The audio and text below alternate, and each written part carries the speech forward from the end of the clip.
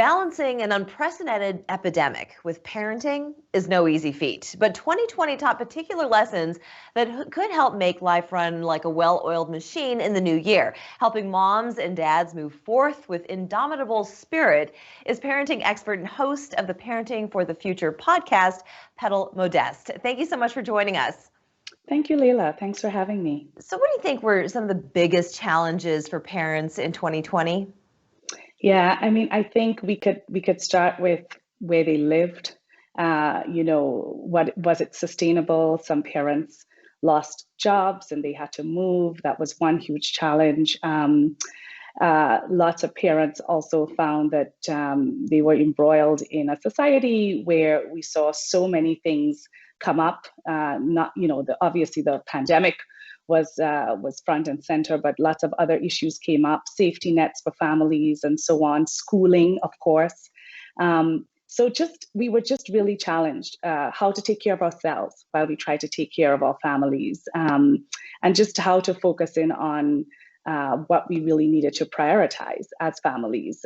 All of these became very big questions for parents this year. Certainly were.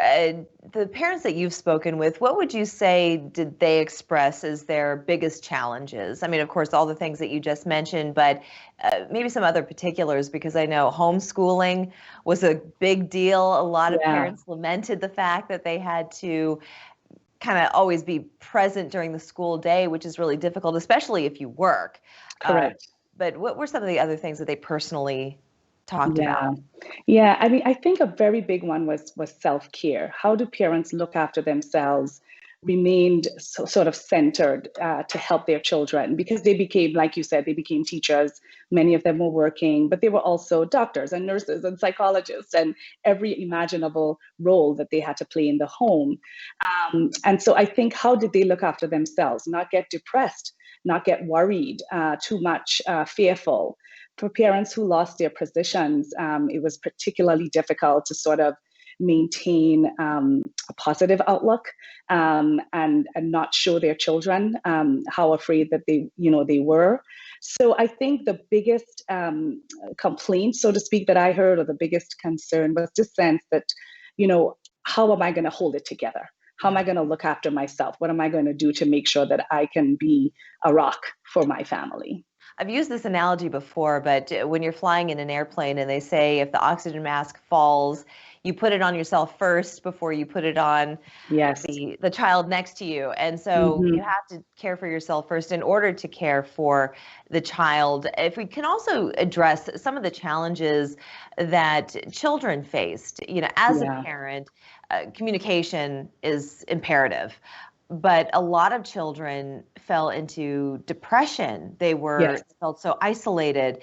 What do you think were some of the ways that parents could have maybe addressed these issues differently, or certain signs that maybe they should have paid closer attention to in the midst of having to focus on either finding the next paycheck, or how am I going to pay this bill, or put food on the table?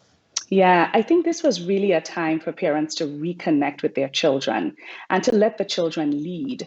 And by that, I mean, if your kid wanted to play a game or take a walk or, spend some kind of time with you, even if you did not have the time at the moment, or it's something that you yourself would not have necessarily enjoyed, this was the time to just follow the child's lead and help the child. Lots of parents ended up, myself included, allowing their kids to look at screens a lot more than they would have normally done.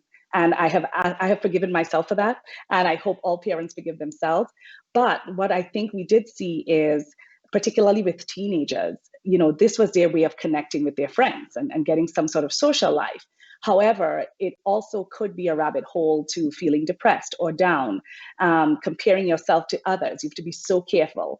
So it was also a good time for parents to have conversations with their older children in particular about the fact that, yes, they were going to use their smartphones to connect and so on, but they also needed to really help them be mindful of what they were looking at, how it was making them feel, whether or not they wanted to, put a little bit of a limit around the time that they would spend online so that it was really more productive time. It was time to connect with others or to use their own voices. We saw lots of young people getting involved in, whatever was happening in the country, be it political rallies or protests, but to do it in a way that was healthy. So I think hopefully going forward, parents have learned from this time that there can be balance and that there can be good uses for even things like screens. But really the lesson is to communicate. Yeah. It's just being constructive with your time. Yeah. This is a good place to take a break because I want to know how we can implement all the lessons learned in 2020 and 2021. So we're going to do that after the commercial. Don't go anywhere. Welcome back. We've been chatting with Petal Modeste. She's a parenting expert and host of the Parenting for the Future podcast. And speaking of the future, we're just about to embark on a new year, a lot of lessons learned in 2020. We were just talking about children and how to maybe make their quarantine, their isolation, if you will, a bit more constructive. Among those issues, how would you then implement those lessons learned in 2021, Petal? Yeah, so I think what parents should do or should think about doing in 2021 is really making part of their lives, incorporating in all the aspects of their lives, whatever they want their children to learn and the lessons that they themselves have learned. So let's look, for instance, at sort of being more socially engaged. There's a lot of pain out there. There are a lot of people who are in a lot of need. How do you help your children both appreciate that and do something about it? So perhaps there are extracurricular things that you do with your children. Perhaps there are certain movies that you would look at or books that you would buy. Think about the subject matter.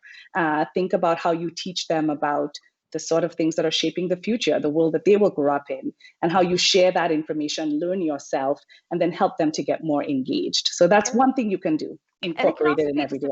A time of self-discovery, of unearthing talents that maybe you didn't think that you had, but to put it into a constructive format. So if you have this time to yourself, maybe you're great at painting or making jewelry or doing something with your hands, a cathartic type of experience. If you can't always go out and be with your friends or be out on the street like in normal society. Yes. Yeah. And I think it goes for the parents as well. I think that mental health has become as important as physical health. And going forward, parents will and should focus on that, their own and that of their families. So whatever helps you to feel centered, helps you to find your own voice, whether it's yoga or taking long baths in the evening, whatever it is that helps you to feel better and to be better, I would love to see parents focus on that as well. And another tip that you had is now that you've got this time, maybe, and also considering everything is done over Zoom or some online platform, is to take classes to earn another degree, which would be a little bit more affordable these days. Yes, that's right. A lot of parents, particularly some of them who lost their positions and so on, realized the importance of upskilling, is what I call it. So whether it's finally pursuing that master's degree or, just getting more skills, and you can do it quite easily with the Zoom classroom that has sort of been part and parcel of all of our lives. It's more affordable, it's more convenient. So definitely parents who are in that mindset should think about it and should go for it because it's easier to do it now. Absolutely. I love that idea. I love the idea of just bettering yourself using it's a gift for a lot of people to have that time because normally they'd be sitting in traffic to and from work, but at least they'd be able to be at home. Of course, I mean, if you're still worried about paying the bills, that's the first and foremost thing is that you want to make sure that you're earning enough money to be able to do those things. But, just the simple idea of maybe less, also on the flip side, less self-thought and giving to other people, because oftentimes giving to other people in the community can be so much more profound and rewarding. Exactly. Petal, where can people listen to your podcast? So you can find Parenting for the Future on Apple and Stitcher, sort of all of the major platforms, and also on my website, which is petalmodeste.com. And social media handles at Petal Modeste on Twitter, Facebook, and Instagram. So you can find me there. That's wonderful. Well, it's been such a pleasure chatting with you, and I'll look forward to catching up with you in 2021 and see if those lessons are being well implemented. Thank you, Leila. Nice to be Thank here. you. We're back after this.